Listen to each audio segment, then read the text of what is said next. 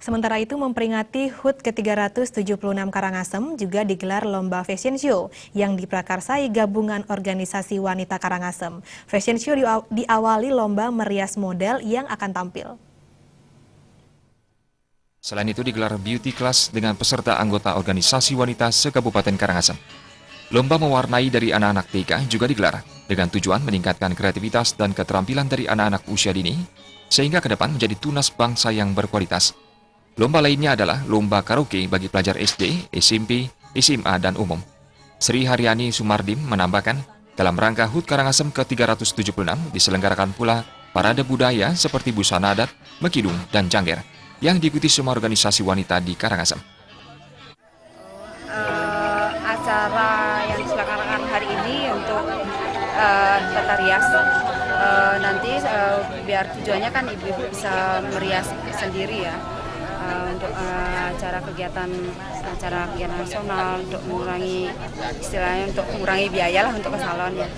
Sekarang latihan meriasnya itu sudah dilaksanakan, itu waktu tanggal 11 Juni sudah diadakan latihan merias. Jadi untuk hari ini kita langsung praktekkan, setelah nanti habis merias, nanti akan dipentaskan, setelahnya ibu-ibu seperti model gitu ya, sekalian untuk melatih ibu-ibu bisa tampil di depan umum. Ketua GOI Karangasem Ida Ayu Rati Ratnadewi berharap dengan kegiatan ini, setidaknya para ibu-ibu mengetahui etika berbusana dan berjalan di atas catwalk yang mampu meningkatkan rasa percaya diri. Ibu-ibu anggota GOI telah sering mengikuti berbagai kegiatan yang menuntut rasa percaya diri.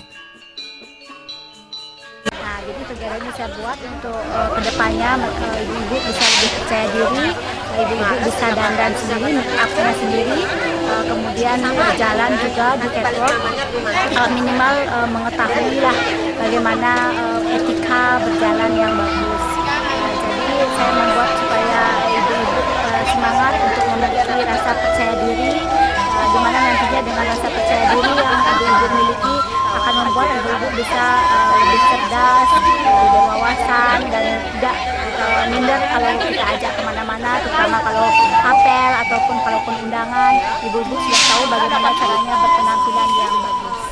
Kegiatan fashion show pakaian nasional kali ini diikuti sebanyak 25 orang yang berasal dari organisasi wanita dan masyarakat umum.